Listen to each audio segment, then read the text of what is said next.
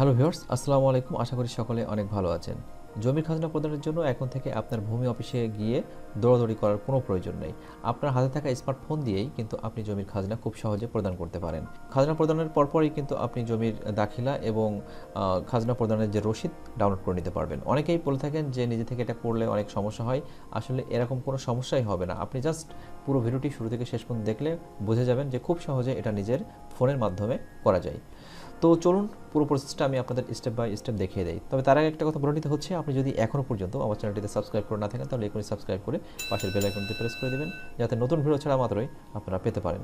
তো মোবাইলের মাধ্যমে করার জন্য আপনি আপনার গুগল ক্রোম ব্রাউজারে চলে যাবেন। চলে যাওয়ার পরে এখান থেকে থ্রি ডট আইকনে ক্লিক দিয়ে আপনি ডেস্কটপ মোডটা করে নেবেন। ডেস্কটপ মোড করার পরে এটা সম্পূর্ণ কম্পিউটারের মতো স্ক্রিন হয়ে যাবে। তো আমি আপনাদেরকে দেখাবো হচ্ছে কম্পিউটার দিয়ে, কারণ কম্পিউটার দিয়ে দেখালে খুব সহজে দেখানো যায়। তো কম্পিউটারে দেখানোর জন্য আমি কম্পিউটার স্ক্রিনে চলে আসলাম। এখান থেকে আমি লিখব ldtax.gov.bd। এটা লেখার পরে আমি সার্চ করব। সার্চ করার পরে এরকম একটা ইন্টারফেস আপনাদের সামনে চলে আসবে। এখান থেকে দেখতে পাচ্ছেন লেখা আছে যে নাগরিক কর্নার। এই নাগরিক কর্নার অপশনটিতে আপনারা ক্লিক দিবেন।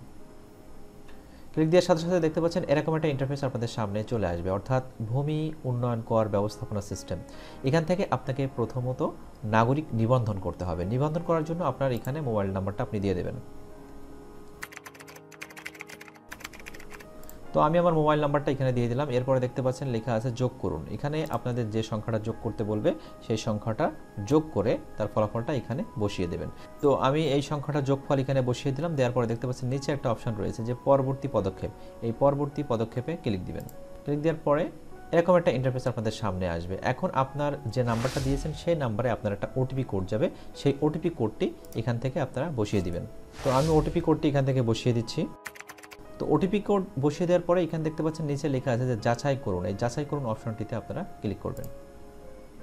ক্লিক করার পরে দেখতে পাচ্ছেন এখানে আপনার পাসওয়ার্ড সেট করতে হবে। আপনি একটা পাসওয়ার্ড সেট করে দিবেন। তো এখান থেকে আমি আমার পাসওয়ার্ড সেট করে দিচ্ছি। তো এরপরে আপনি নিচে আবার পাসওয়ার্ড নিশ্চিত করুন জায়গায় সেম পাসওয়ার্ড দিবেন। এরপরে দেখতে পাচ্ছেন আবার লেখা আছে যে যোগ করুন। তো আমি এখান থেকে এই যে যোগ করুন, এই যোগফলটা আমি বসিয়ে দিচ্ছি। বসিয়ে দেওয়ার পরে দেখতে পাচ্ছেন এখানে লেখা আছে যে সংরক্ষণ করুন। এই সংরক্ষণ করুন অপশনটিতে আপনারা ক্লিক করবেন। তো ক্লিক করার পরে দেখতে পাচ্ছেন আমাদের যে নাগরিক নিবন্ধন সেটা কমপ্লিট হয়ে গেছে। এখন আমরা লগ ইন করবো, অর্থাৎ নাগরিক যে লগ ইন আছে এই অপশনটিতে আমরা ক্লিক দিয়ে নিলাম। এরপরে আপনার যে মোবাইল নাম্বারটা দিয়ে আপনি একটু আগে রেজিস্ট্রেশন করলেন সেই মোবাইল নাম্বারটা আপনি এখানে আবার দিবেন। মোবাইল নাম্বারটা দেওয়ার পরে আপনি যে পাসওয়ার্ড একটু আগে দিয়েছেন সেই পাসওয়ার্ডটা আবার এখানে দিয়ে দিবেন। পাসওয়ার্ড দেওয়ার পরে দেখতে পাচ্ছেন নিচে আবার লেখা আছে যে যোগ করুন। এই যোগ করুন অপশনটিতে আপনারা যোগফলটা বসিয়ে দিবেন। দেওয়ার পরে দেখতে পাচ্ছেন এখানে লগ ইন করুন। এই লগ ইন করুন অপশনটিতে আপনারা ক্লিক করবেন। ক্লিক করার পরে এরকম একটা ইন্টারফেস আপনারা দেখতে পাচ্ছেন। এখানে দেখতে পাচ্ছেন যে প্রোফাইলের অগ্রগতি এখানে মাত্র 20% হয়েছে। এটা আমাদের 100% করতে হবে। তো এই জন্য আমাদের যেটা করতে হবে এনআইডি ভেরিফিকেশন করতে হবে। এই জন্য দেখতে পাচ্ছেন এই কর্নারে এখানে লেখা আছে যে এনআইডি ভেরিফিকেশন করুন। এখন আমরা এই এনআইডি ভেরিফিকেশন করুন এই অপশনটিতে ক্লিক করব। ক্লিক করার পরে এরকম একটা ইন্টারফেস আপনাদের সামনে চলে আসবে। তো এখানে দেখতে পাচ্ছেন লেখা আছে যে জাতীয় পরিচয়পত্র নাম্বার। এখন আপনার জাতীয় পরিচয়পত্র নাম্বারটা দিতে হবে।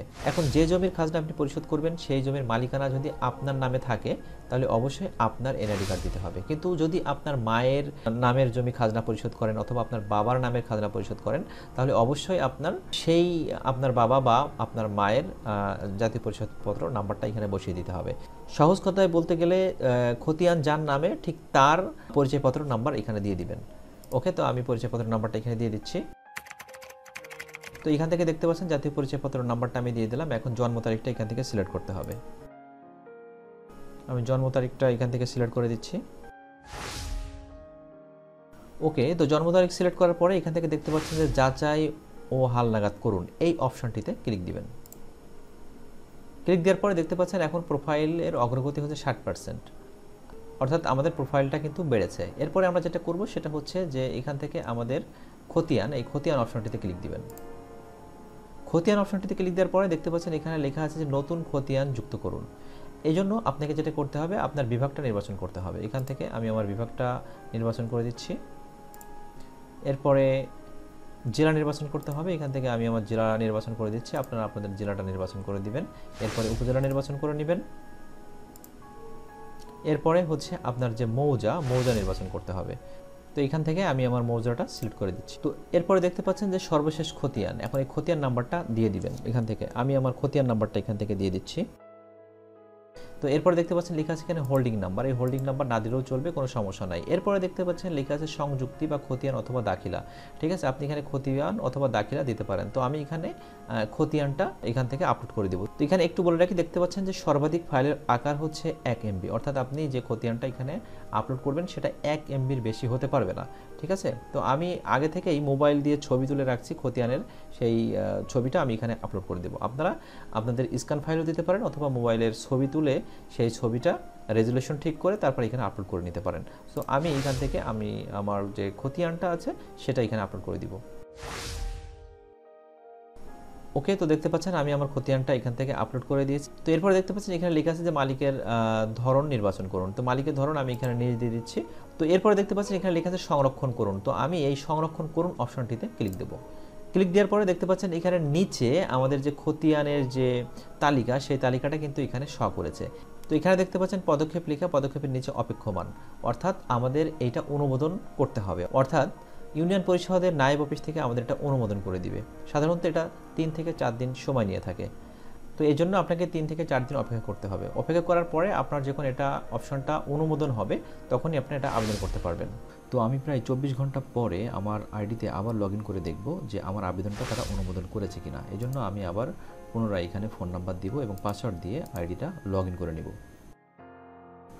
তারপর এখান থেকে যোগ করুন, এই জায়গা থেকে আমরা যোগফল বসাই দিব। দেওয়ার পরে জাস্ট এখানে লগ ইনে আমরা ক্লিক করব। তো ক্লিক করার পরে এরকম একটা ইন্টারফেস আমরা আবার দেখতে পাবো। তো এখান থেকে আমাদের হোল্ডিংয়ে যেতে হবে। হোল্ডিংয়ে যাওয়ার পরেই আমরা বুঝবো আসলে আমাদের আবেদনটা তারা অনুমোদন করেছে কিনা। এই জন্য আমরা হোল্ডিংয়ে ক্লিক করব। ক্লিক করার পরে দেখতে পাচ্ছেন এই স্ট্যাটাসের নিচে এখানে লেখা আছে অনুমোদিত, অর্থাৎ আগে কিন্তু আমাদের এটা অনুমোদিত ছিল না। তো যেহেতু আমাদের অনুমোদিত হয়েছে তার মানে হলো আমরা এখনই খাজনাটা দিতে পারবো। এই জন্য আমাদের এখানে দেখতে পাচ্ছেন লেখা আছে পদক্ষেপ, এই পদক্ষেপ এর নিচে বিস্তারিত, এই বিস্তারিত অপশনটিতে আমরা ক্লিক করব। তো ক্লিক করার পরে এরকম একটা ইন্টারফেস আপনারা দেখতে পাচ্ছেন। এখানে দেখতে পাচ্ছেন আমাদের হোল্ডিং নাম্বার এবং আমাদের যাবতীয় ইনফরমেশন কিন্তু এখানে দেখা যাচ্ছে। এখানে দেখতে পাচ্ছেন সর্বমোট দাবি হচ্ছে 30 টাকা, অর্থাৎ আমাদের যে করের পরিমাণ সেটা হচ্ছে অনলি 30 টাকা, কারণ আমি কিছুদিন আগেও এখানে কিন্তু কর দিয়েছিলাম, যার কারণে এখানে করের পরিমাণটা অনেক কম। তো যাবতীয় ইনফরমেশন যেহেতু এখানে আছে, আমাদের সব কিছু ওকে, এখন আমরা জাস্ট পেমেন্টটা করে দিব, ঠিক আছে। তো দেখতে পাচ্ছেন এখানে অনেকগুলো পেমেন্ট আছে। আপনি জাস্ট এখানে আসবেন যে অনলাইন পেমেন্ট, এই অনলাইন পেমেন্টে আপনারা ক্লিক করবেন। এখান থেকে আমি বিকাশের মাধ্যমে পেমেন্টটা করব। আপনারা চাইলে এখান থেকে উপায়, নগদ, রকেট এগুলোর মাধ্যমে পেমেন্ট করতে পারেন। তো আমি যেহেতু বিকাশে পেমেন্ট করবো এই জন্য বিকাশটা সিলেক্ট করে নিয়ে এখান থেকে ই পেমেন্ট করুন, এইখানে ক্লিক করব। তো ক্লিক করার পরে এখান থেকে জাস্ট আপনারা ওকে করে দিবেন। ওকে করার পরে একটু জাস্ট লোড নিবে। লোড নেওয়ার পরে এখানে আমাদের বিকাশ নাম্বারটা দিতে হবে, অর্থাৎ বিকাশ অ্যাকাউন্ট যে নাম্বারে আপনার বিকাশ খোলা আছে সেই নাম্বারটা আপনি এখানে দিয়ে দিবেন। তো নাম্বারটা দেওয়ার পরে আপনারা এখান থেকে যে কনফার্ম অপশনটিতে দেখতে পাচ্ছেন, এই কনফার্ম অপশনটিতে ক্লিক করবেন। ক্লিক করার পরে এখনই আমার বিকাশ অ্যাকাউন্টে একটা ভেরিফিকেশন কোড যাবে, আমি সেই ভেরিফিকেশন কোডটা এখানে বসিয়ে দিব। তো বসিয়ে দেওয়ার পরে এখান থেকে আমরা জাস্ট কনফার্মে ক্লিক করব। ক্লিক করার পরে এখান থেকে আপনার বিকাশের পিন নাম্বারটা দিয়ে দিবেন। দিয়ে দেওয়ার পরে এখান থেকে কনফার্মে ক্লিক করবেন। ক্লিক করার সাথে সাথে দেখতে পাচ্ছেন এখানে আমাদের লেখা এসছে যে অভিনন্দন, কর প্রদান করা সফল হয়েছে, দাখিলা মেনু থেকে দাখিলাটি সংগ্রহ করতে পারেন। তো এখন আমরা দাখিলা ডাউনলোড করব। দাখিলা ডাউনলোড করার জন্য দেখতে পাচ্ছেন এই পাশে দাখিলা বলে একটা অপশন রয়েছে। সো এই অপশনটিতে আপনারা ক্লিক করবেন। তো দাখিলা অপশনটিতে আসার পরে আমাদের সামনে এরকম একটা ইন্টারফেস চলে আসবে। এখন এখান থেকে যে পদক্ষেপের নিচে বিস্তারিত আছে, এই বিস্তারিত অপশনটিতে আপনারা ক্লিক করবেন। ক্লিক করার পরে দেখতে পাচ্ছেন এখানে প্রিন্ট, এখানে প্রিন্ট এ ক্লিক করবেন। ক্লিক করার পরে এখান থেকে আপনি চাইলে এখান থেকে প্রিন্ট করে নিতে পারেন অথবা পিডিএফ আকারে সেভ করে নিতে পারেন। তো আমি এখান থেকে সেভ করে নিচ্ছি। তো এই ছিল পুরো ভিডিওর প্রসেসটি। আশা করি আপনারা পুরোটা বুঝতে পেরেছেন। আর বুঝতে সমস্যা হলে অবশ্যই আমাকে কমেন্ট করে জানাবেন। আমি আপনাদের প্রত্যেকটা কমেন্টের অ্যান্সার দেওয়ার চেষ্টা করব। তো দেখা হচ্ছে নতুন কোনো ভিডিওতে। ততদিন পর্যন্ত ভালো থাকবেন। আল্লাহ হাফেজ।